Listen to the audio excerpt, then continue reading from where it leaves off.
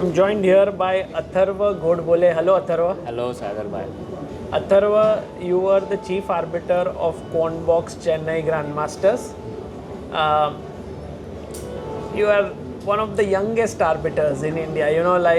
Generally I see them very experienced and so on. And how old are you?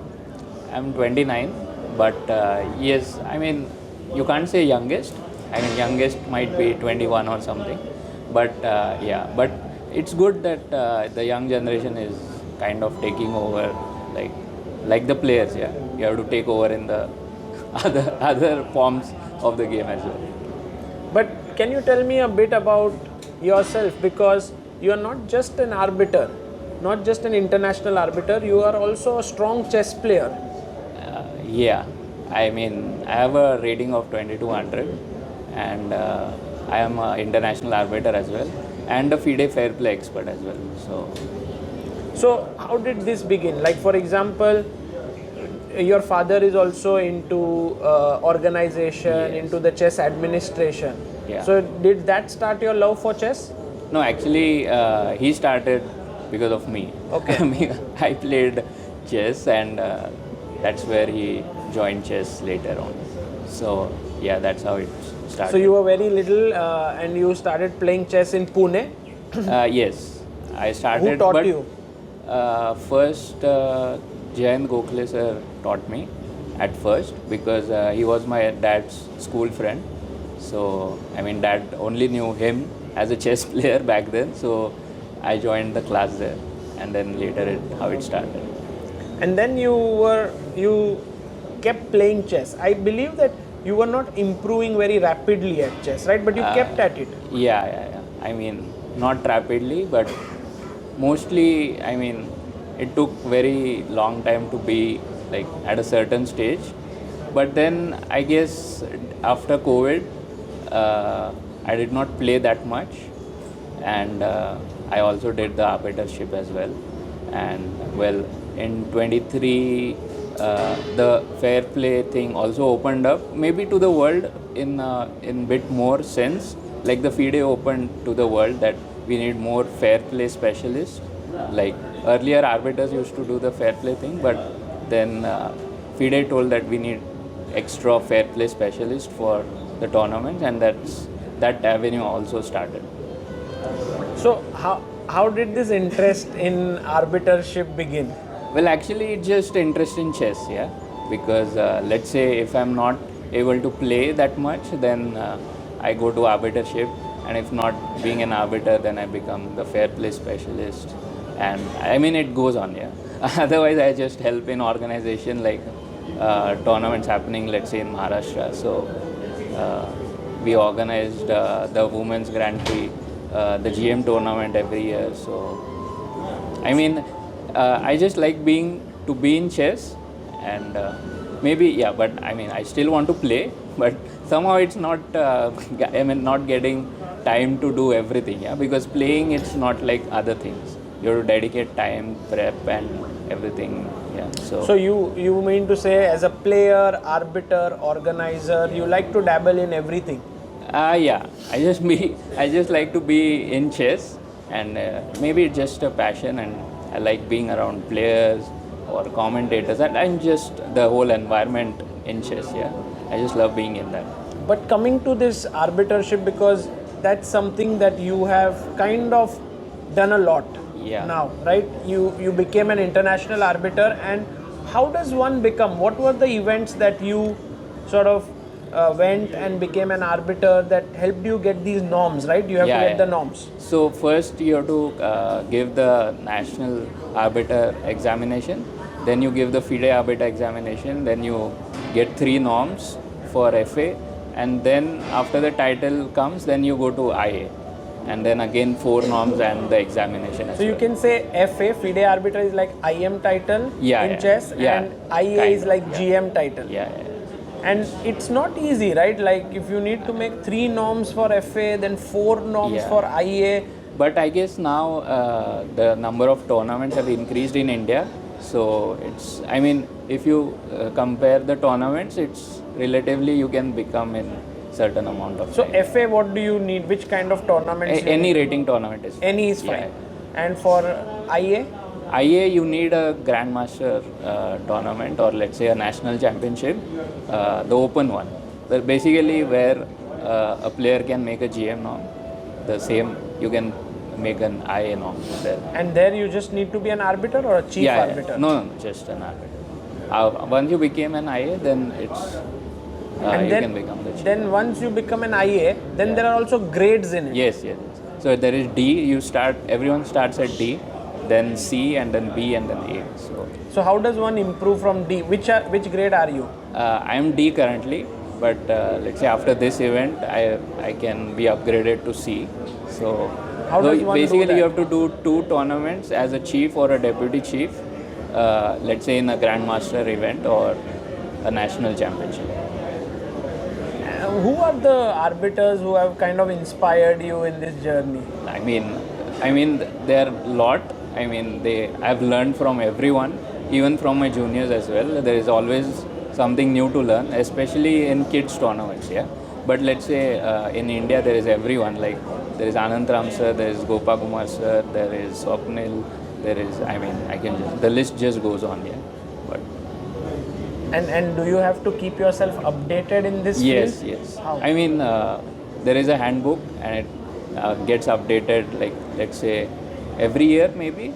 I mean, small changes, but you have to be keeping at it. And there are like a lot of tournaments happening, and especially thanks to you, we get to learn a lot of things. Because of the videos of these controversies? Yes. I mean, not controversies, let's say some disputes, and we get to learn, like, let's say what you would have done in that situation. Yeah. But mostly, let's say, arbiters also get starstruck, let's say, by, like, let's say if it is Magnus's board or someone, like, you have to give decision, then they also get, they get the pressure. Easy. Yeah. Let's imagine tomorrow you are adjudicating on Magnus's board. Yeah. It will not be so easy to be objective. I mean, let's say you get the pressure. Like, let's say the same situation arises in a kid's board. I mean, obviously it's not an issue, but definitely you have to be correct. Yeah. So, I mean, you can't go wrong.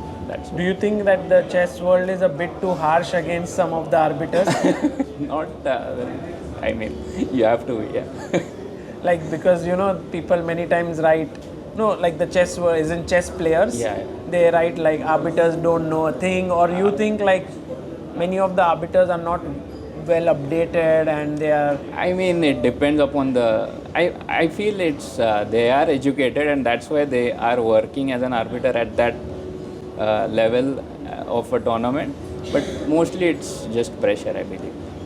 Or you just miss, like, let's say, if a rapid game or a blitz game, it's not time, and there's a pressure of, let's say, a lot of cameras and the players and the organizer, you just miss. But okay, we have experienced arbiters, like the chief arbiter is there to help and everything. Yeah. And what can you say to people who want to become arbiters? Is it something that can become a sustainable career? Well, you have to keep going at it. But I think there are a lot of arbiters in India. I mean, if you compare around the world, India has the highest number of arbiters, I believe. Like, let's say. What would be that number? Do you know? In India, I think the national arbiters are around 1,500 now. Wow. So it's a huge, right? I mean, and IAs will be around 200 to 250, and FAs would be around that number as well, like 400 or something. But yeah. So actually, when you become arbiter here, you are paid and so on. So that becomes an income. Yes. So basically, you have to go to tournaments. Yes. And become arbiter. That's the only way to earn, right? For an arbiter, is there any other way? I mean, as an arbiter, that's the only way. But let's say people do other stuff as well, like that. They started coaching and rest of the things. Yeah. But if someone wants to be full-time arbiter, it's difficult to be a full-time arbiter. I mean, it's difficult for sure. But let's say if you are keeping at it, but you need to have something by the side. Yeah, you cannot just be an arbiter, full-time arbiter, and sustain. I think. What about you? Are you you earn through being an arbiter? You also play sometimes. Yeah. Do you also do something else apart from chess?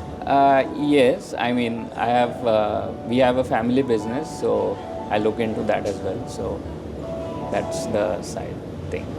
But mostly, I mean, I I don't get I mean, let's say arbitership or anything else to get paid or like sustain myself. But yeah, that's.